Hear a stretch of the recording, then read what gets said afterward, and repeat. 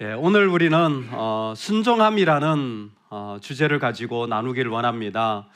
2024년 한 해에 우리의 삶에 이 순종함의 복이 가득하면 좋겠습니다. 여러분, 뒤를 돌아봤을 때 나는 정말 순종만 하며 살았어요 하는, 적어도 이 한 해만큼은 그런 은혜가 있기를 원합니다. 좀 살아갈 때에 어려움도 있겠지만 이 한 해만큼은 다른 것 없어도 순종의 자리만큼은 가득히 남겨지는 은혜가 있으면 좋겠습니다. 말씀 가운데 왜 순종해야 될까요? 그리고 또 왜 순종이 잘 안 될까요? 그리고 어떻게 순종해야 될까요? 라는 부분을 이렇게 세 단락으로 나눠서 묵상하고 싶습니다. 먼저는 왜 순종이 이렇게 중요하고 왜 순종이란 이야기를 하죠? 어감 자체가 오늘날 시대와 전혀 맞지 않는, 내가 왜 순종해야 됩니까? 내가 자유롭게 해야지, 제가 왜 거기에 따라가야 됩니까? 라는 그런 이미지가 깊게 젖어들어 있는 것 같습니다. 그런데 사실 이 순종이라고 하는 것은 그리스도인에게 뗄 수 없는 중요한 모습인 것 같습니다. 여러분, 그런 고민 안 해보셨습니까? 그리스도인으로 지금 어떻게 해야 되지? 지금 내가 그냥 살아가는 건 살아가는데 믿는 사람으로 어떻게 지금 행동해야 하지? 라는 말이에요. 지금 그리스도인으로 나는 어떤 모습을 보여줘야 하지? 물론 우리는 다 자유롭게 살아가지만 그 모습 속에 그리스도인으로서 살아가는 모습을 각자 고민하실 때가 있으리라 생각됩니다. 저도 그와 같은 시간들을 똑같이 경험하고 고민하는 것 같습니다. 지난번에 저희 어머님이 명절에 오셔서 가족이 예배를 드리고 그리고 친구도 만났습니다. 8학년 8반 친구 인사도 하고, 그리고 오후에 일산에 평화누리 공원을 좀 보여드렸습니다. 그리고 기차도 보여드렸죠. 철만은 달려야 한다 이런데 저희 어머님이 그것을 보시고는 진짜 이렇게 표현하시는 거예요. 아이고 무시라, 너무 좋다, 내가 세상에 이런 걸 본 적이 없다. 엄마 지난번에 강원도에 그 통일전망대 가보셨잖아요. 와, 이거 내가 너무 좋아서 내 세상에 이렇게 좋은 거 있는 거 몰랐다. 이게 녹선 기차 안 한대. 제 아내도 저도 깜짝 놀랐어요. 옆에서 이렇게 모시고 다녀보니까 사실 30m를 못 걸으세요. 여러분, 30m만 걸어가면 진짜 축복받은 줄로 믿으시기 바랍니다. 30m를 못 걸으세요. 그냥 걸을 수가 없어요. 걸음이 안 되셔가지고 차에 다시 오시고. 근데 몸이 아프잖아요. 힘들잖아요. 못 걸으니까. 근데 한마디도 그런 불평을 하시는 게 아니라 좋다, 멋지다, 아름답다, 야, 내 평생에 이런 걸 못 봤다, 대단한 광경도 아닌데 다 공짜 그냥 보여드린 건데, 우리 어머니 이런 분이셨구나, 이렇게 되게 감사를 많이 하시는 분이구나라는 걸 가까이 있으면서 배우게 된 거예요. 7학년, 8학년들은 감사만 하시기를 주의 이름으로 축원합니다. 할렐루야. 몸이 아픈데 감사가 나옵니까? 그런 분도 있는 것 같아요. 근데 사실 저는 그것보다 더 마음에 고민이 뭐였냐면, 목사로서 어떻게 만나야 되지라는 거였습니다. 믿는 사람으로 형제를 어떻게 만나야 되지? 아들로 어머니를 만나는 거 하나도 어렵지 않아요. 그냥 살던 대로 살면 되니까, 하던 대로 하면 되니까. 근데 믿는 사람으로 어머니를 어떻게 뵈야 되지? 형제들을 어떻게 뵈야 되지? 정말 감사하게도 하나님 은혜를 주셔서 그 주일 밤 12시 30분까지 믿음을 이야기하고 은혜를 나누고 참 너무 좋더라고요. 그렇게 나눌 수 있으니까. 근데 고민이 그거잖아요. 믿는 사람으로 어떻게 해야 되지? 여러분, 똑같은 질문이 성경 속에도 있는 것 같아요. 예수님이 메시아로 이 땅에 오셨는데, 왕으로 오셨는데 그 왕되심을 어떻게 나타내야 하지?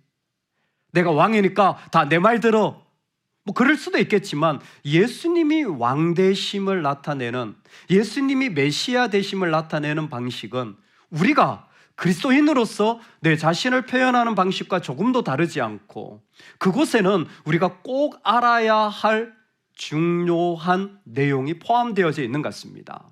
그 내용이 바로 이 이야기입니다. 이제 십자가에 죽으시기 전에 그 예루살렘이라는 성에 자신이 죽어야 하는 그 자리에, 심판받는 그 자리에 입성하실 때에 예수님은 그 감람산에서 내려오셔서 벳바게를 지나며 제자들을 둘을 보내시고는 마을 건너편에 가서 내가 너희에게 말한 그대로 말하면 그들이 나귀를 풀어줄 거다, 이렇게 말해라. 주가 쓰시겠다.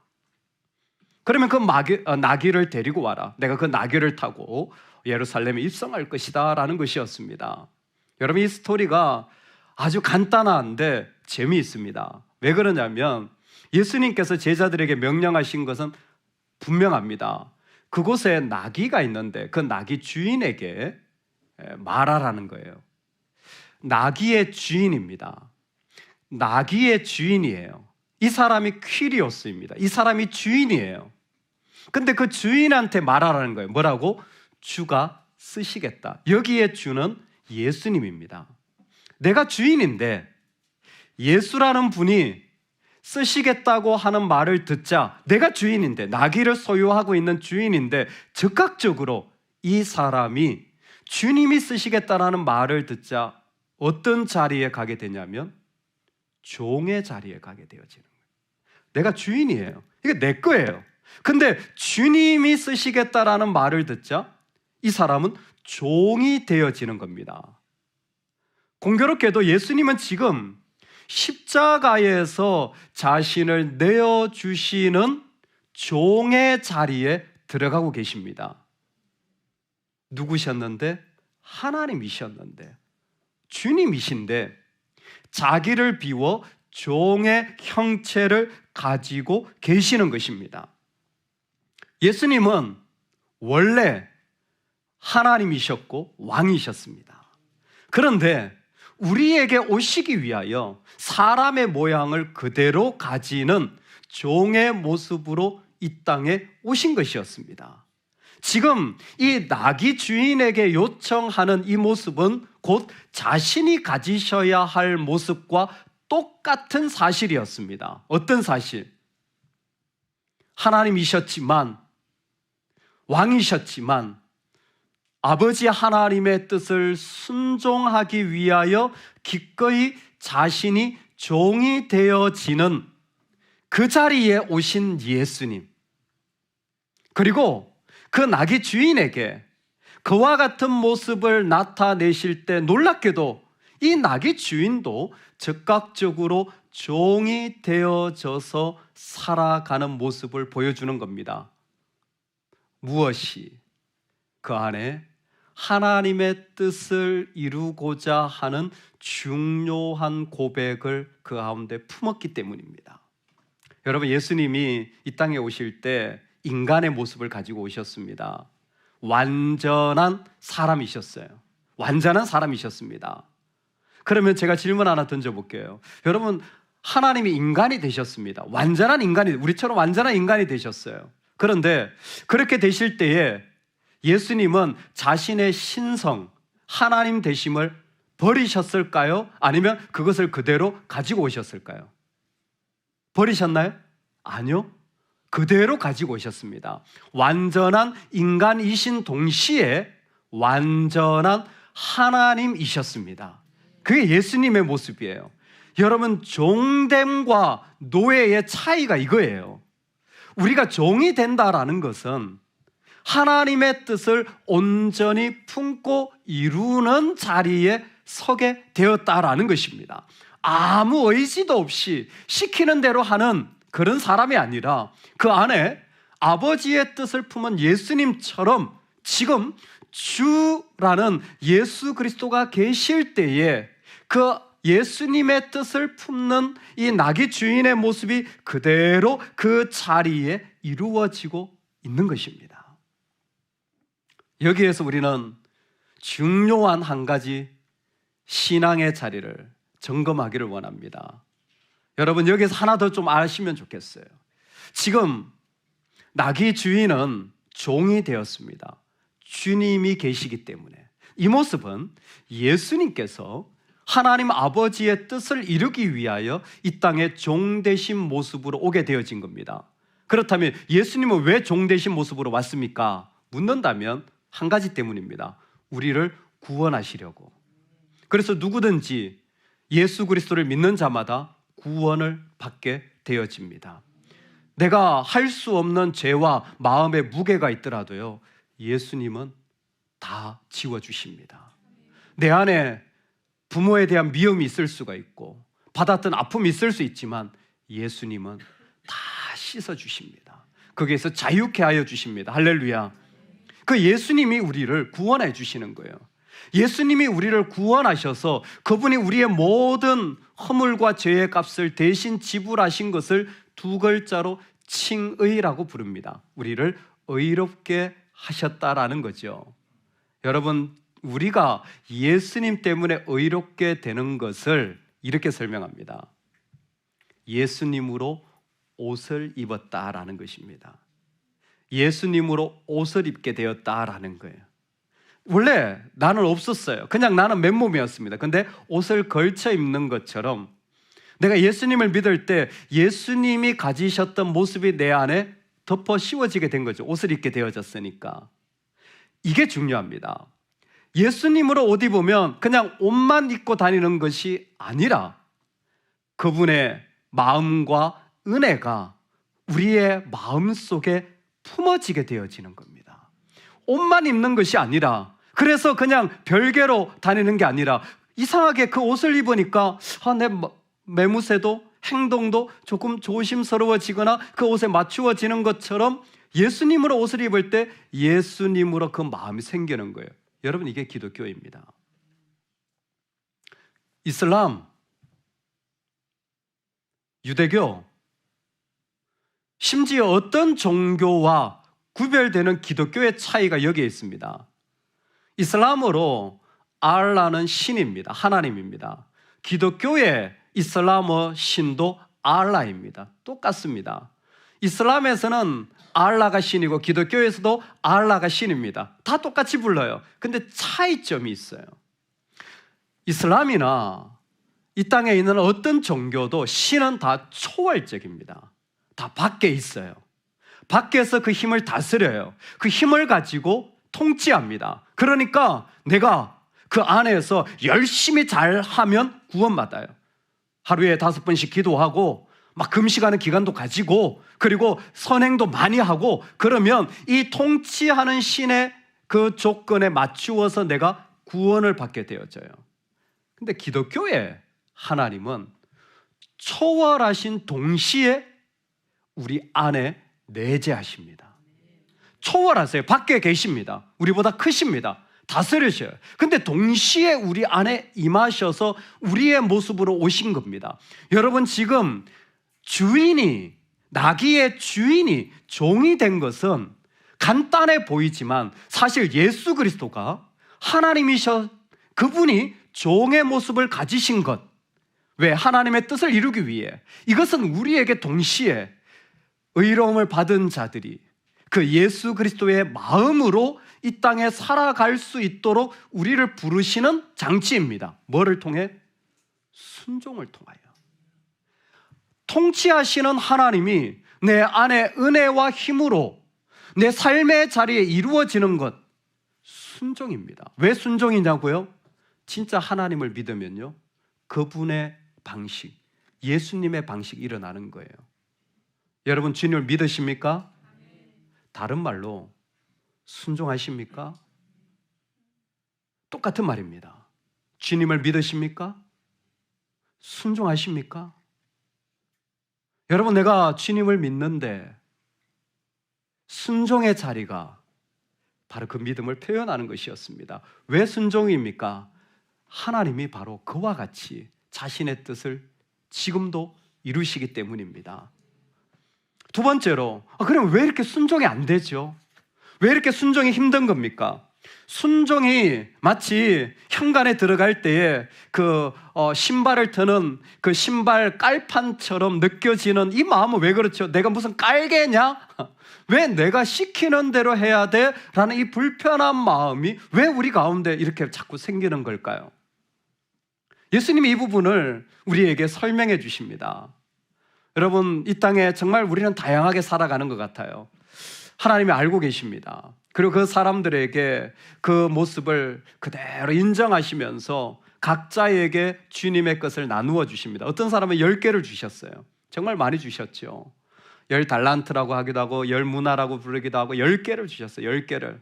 예, 얼마나 많이 주셨는지 몰라요. 저도 많이 받았습니다. 예, 잘생기고 미남이고 멋지고 괜찮고 여러분 많이 받으셨죠? 많이 받으신 분들 한번 손 들어보세요. 예, 할렐루야. 야, 역시 역시 잘생기고 예쁜 부부 두 사람만 여러분 많이 받았으면 많이 드리시기 바랍니다. 10개를 받았잖아요. 이 사람도 10개를 남겼어요. 많이 받았으니까 많이 남긴 거예요. 어떤 사람 5개를 받았어요. 이것도 많이 받은 거예요. 그때 이 사람들 몇 개를 남겼을까요? 5개를 남겼어요. 이야, 대단합니다.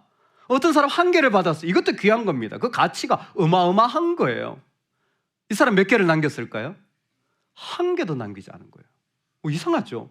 10개를 남긴 사람은 10개를 남겼고 5개를 받은 사람은 5개를 남겼는데 1개를 받은 사람은 하나도 남기지 않았습니다. 하나도 남기질 않았어요.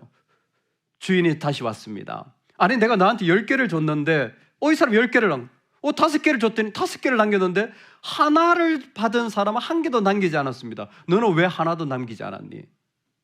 주인이 무서운 분이잖아요. 잘못하면 어떡해요? 이거라도 잃어버리면 안 되지. 주인이 말합니다. 야, 은행에라도 넣어놨으면 이자라도 받지 않았겠니? 근데 이 사람은 그것조차도 두려운 겁니다. 혹시 없어질까 봐. 귀찮아서 여러 가지 마음이 들어요. 1개를 받은 이 사람 아무것도 하지 않습니다. 왜요? 주인이 무섭거나 실패했거나 상처를 받았거나 어려움이 있을 것에 대하여 감당할 능력이 없기 때문입니다. 아무것도 하지 않고 수건에 그대로 싸두었어요. 여러분, 이게 우리 삶이 일어나는 거예요. 언제? 상처를 받으면 사람들이 아무것도 하려고 하지 않습니다. 실패를 한번 해보면요, 아무것도 안 하려고 해요. 사람들의 대표적인 반응이에요. 그래서 부부싸움하고 제일 많이 하는 말이 뭐야? 에이, 나 안 해. 여러분, 신앙에 어려움이 생기면 제일 많이 하는 말이 뭔 줄 아세요? 에이, 나 안 해. 섬김, 봉사, 하나님 나 안 해. 실패, 두려움, 그리고 알지 못함, 그것에 대한 어려움들은 사람들로 하여금 아무것도 하지 않게 해요. 맞습니다. 상처를 받고 실패를 당하면 아무것도 하지 않으려는 게 인간이에요. 여러분, 그런데 그거는 성경적인 관점은 아닙니다. 아무것도 하지 않는 이유가 상처 때문이다. 그건 상담받으면 돼요.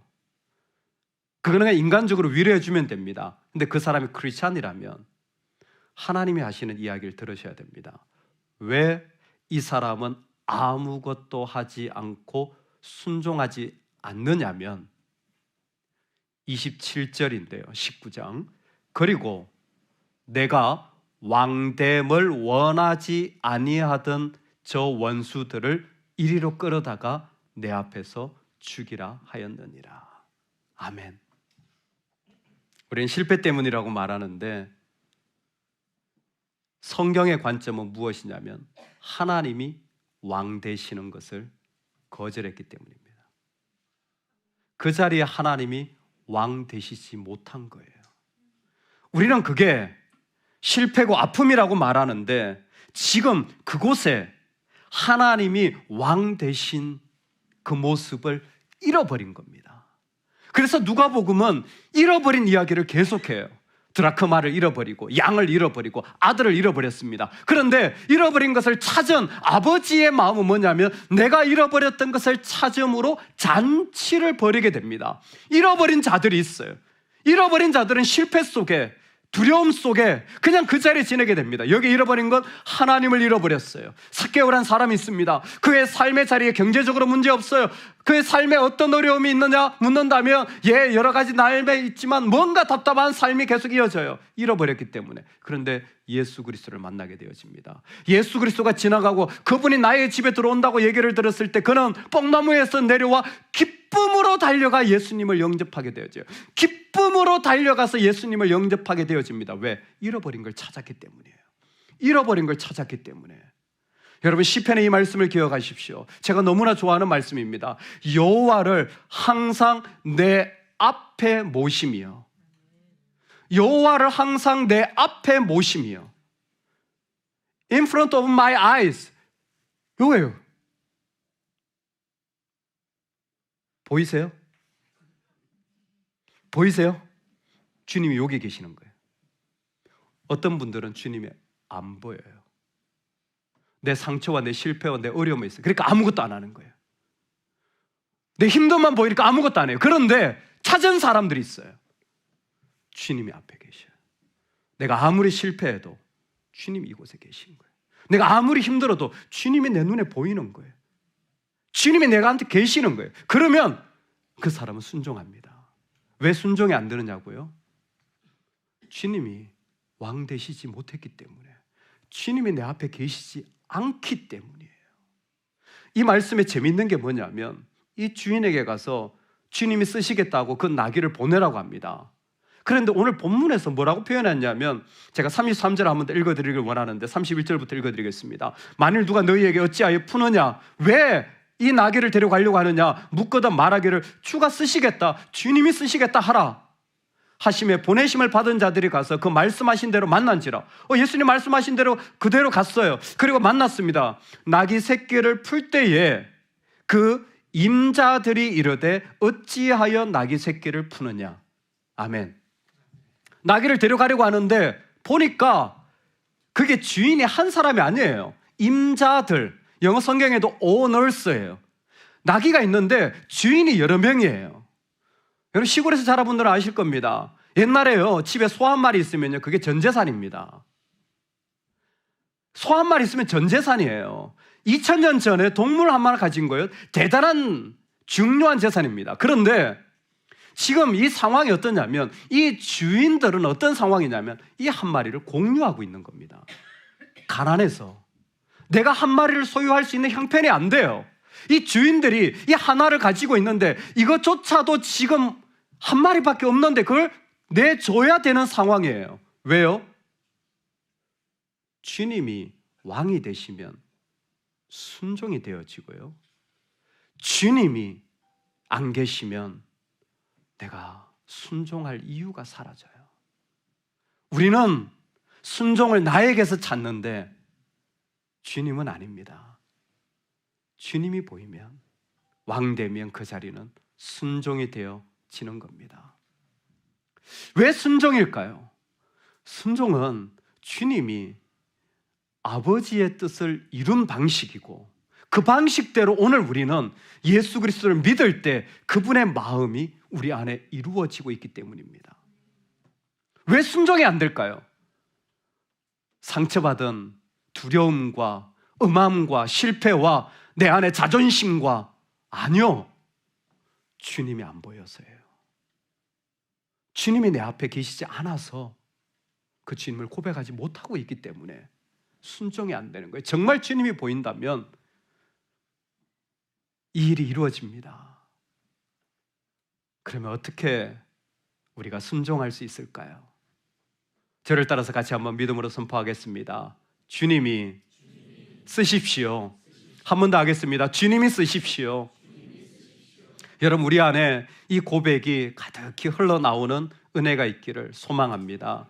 주님이 쓰십시오. 이 한 해 동안에 내가 어떤 이해할 수 없는 자리에 있다고 할지라도 주님이 쓰십시오. 주가 쓰시겠다 하라라는 이 한마디 속에 이 나귀 주인은 이 나귀를 보내어 주게 되어집니다. 그런데 주라는 고백은 여기만 나오지 않고 예수님이 예루살렘에 입성하실 때도 한 번 더 선포되어집니다. 그 나귀를 타고 예루살렘으로 입성하시는데 사람들이 찬송을 해요. 오늘 우리가 부른 것처럼 호산나와 같은 여러 가지 찬양을 하는데 뭐라고 고백을 하냐면 호산나, 주의 이름으로 오시는 왕이요, 주의 이름으로 오시는 왕이요. 핵심은 주에 있습니다. 주가 쓰시겠다고 할 때 그들의 마음속에 바로 예수 그리스도가 주 되심을 선포하며 노래하는 것이 바로 이들의 삶의 자리에 그대로 고백되어지는 겁니다. 여러분, 그러면 이게 왜 중요합니까? 그렇지 못한 마음도 있기 때문이에요. 바리새인들, 주님을 고백하고 싶지 않습니다. 아니, 주님을 고백하는 것을 오히려 책망합니다. 39절에 무리 중에 어떤 바리새인들이 말하되 선생이여 당신의 제자들을 책망하소서 하거늘. 오히려 마음이 닦여지고 반대되어지는 거예요.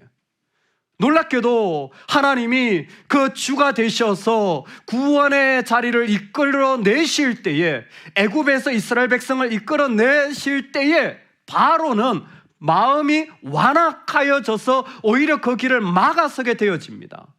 반대하며 그 자리에 멈춰지게 되어져요. 여러분, 주가 쓰시겠다라는 고백을 통하여 하나님의 이야기들이 우리 안에 펼쳐지기를 원합니다. 이 고백은 우리의 마음이 닫히고 우리의 마음이 완악해지고 우리가 그 가운데 멈춰서는 것을 뚫어내는 하나님의 능력입니다.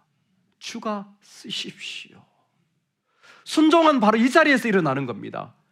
예수 그리스도를 진정으로 고백할 때에, 그분이 나의 주인이 되어 주실 때 바로 그 마음의 자리를 올려드리는 거죠. 개인적으로 알지 못하지만 글을 읽다가 발견했습니다. 그 참존이라는 회사의 김광석 회장님의 간증인데요, 원래 이분은 약사였답니다. 약국을 운영해서 꽤 괜찮게 사업을, 약국을 잘 하면서 돈을 벌었는데 아마 자신의 법적인 지식이 부족하고 어떤 법적인 문제에 걸려서 그 약국이 완전히 망하고 그 법적인 소송으로 말미암아 8억 원이라는 빚까지 지게 되는 어려움을 겪었답니다. 그러니까 완전히 망한 거죠. 망할 뿐만이 아니라 갚아내야 되는 돈이 8억 원이나 되는 어려운 상황에 처하게 된 겁니다. 그런데 어느 날 이분이 말씀 읽는 중에 이 한마디가 가슴을 때린 거예요. 주가 쓰시겠다 하라. 그럼 그날부터 그냥 이 고백만 했대요. 주님이 쓰십시오. 주님이 쓰십시오. 다 망했어요. 경제적으로 말할 것도 없고 삶 자체도 다 무너졌습니다. 근데 주님이 쓰십시오 라는 고백을 하면서 보니까, 자기를 보니까 시간이 너무 많더래요. 망했으니까 할 일이 없잖아요. 시간이 너무 많더래요. 그래서 고백했답니다. 주님, 저의 시간을 쓰십시오. 저의 시간을 쓰십시오. 그러면서 하나씩 하나씩 내가 그래도 내 몸은 좀 움직일 수 있는데 주님이 쓰십시오. 새벽에 기도를 하면서 주님이 쓰십시오 할 때마다 아이디어를 주면 적고, 아이디어를 주면 적고, 그것을 계속 주님이 쓰십시오. 마음의 결단을 또 하게 되는 거예요. 예전에 11조를 했지만 10에 2조를 하고, 예전에 이렇게 시간을 들였지만 그것도 내가 하나님 앞에 결단하여 더 드리게 되어지는 삶의 자리를 채워나 주님이 쓰십시오 하며 지금까지 하나님 앞에 걸어올 수 있게 되었다라는 것입니다. 여러분, 우리가 살아가면서요, 주님이 쓰시겠다라는 이 고백이 얼마나 중요한지 모릅니다. 왜냐하면 이 고백은 믿음의 고백이기 때문에 그렇습니다. 여러분, 순종은요, 로마서에 보면 믿어 순종이라고 했습니다. 로마서 1장과 16장에 순종은 믿어 순종이, 이게 같은 거예요. 믿음의 바퀴가 커지면 순종의 자리는 걸어가지게 되어져 있어요. 내 믿음이 확실하면, 내 믿음이 분명하면, 내 주님을 향한 믿음이 확실하면 순종은 그냥 이루어지는 겁니다. 자연스럽게. 그게 오늘 하나님이 우리 가운데 그대로 보여주시는 거예요. 주의 이름으로 내 삶의 자리에 이와 같은 믿음의 순종이 가득하길 원합니다. 내 믿음 때문이에요. 여러분, 아내를 순종하시기 바랍니다. 여러분, 아내를 순종하시기 바랍니다. 주여. 저는 문화적인 것도 같이 좀 관심 있게 보는데, 한국 문화에서 남자가 아내를 순종하는 이유는 두 가지밖에 없답니다. 하나는 죄를 많이 졌거나, 두 번째는 죽을 병에 걸렸을 때. 이게 한국 문화랍니다. 죄를 많이 졌거나 죽을 병에 걸릴 때, 이거 외에는 순종하지 않는데요. 놀렐루야. 여러분, 우리 믿음의 사람입니다. 아내를 순종하시기 바랍니다. 에베소서 5장 21절, 여호와를 경외함으로 피차 복종하라. 믿음 때문에 순종하는 거예요. 내 하나님 때문에 순종하는 겁니다. 여러분, 그게 오늘 우리가 살아가는 삶의 자리예요. 내가 잘 맞기 때문에 순종한다? 아니에요. 믿음입니다. 랩 브래들리가 얘기를 했어요. 아이들을 양육할 때 이유 없는 순종을 가르치십시오. 왜? 그래야 그 아이의 마음에 내적인 통제력이 생겨 그 아이가 정말 건강한 삶을 살아가는데, 이유는 그 다음에 설명해 주는 때가 있어도 괜찮습니다. 왜 그렇습니까? 믿음이라는 것이 그 안에 있지 않으면 사람은 아무것도 할 수 없는, 순종할 수 없는 자가 되어져요. 근데 믿음이라는 것이 그 안에 일어나기 시작하면 어떤 자리에 가더라도 순종하고도 아무렇지도 않은, 허버트 히드라는 사람의 말처럼 불안정한 사람은 순종할 수 없지만 마음에 힘이 있는 자들은 무엇이나 순종해도 괜찮다. 정확합니다. 불안정한 사람은 순종이 안 돼요. 내가 불안하니까, 믿음이 없으니까. 어떻게 순종하느냐고요? 주를 고백하는 것입니다. 주님이 쓰십시오. 오늘 우리 삶에 정말 내 왕 되신 주님이 주님 쓰십시오 라고 고백되어지는 나의 주님으로 우리 삶의 자리에 선포되어지기를 간절히 축원합니다. 아멘.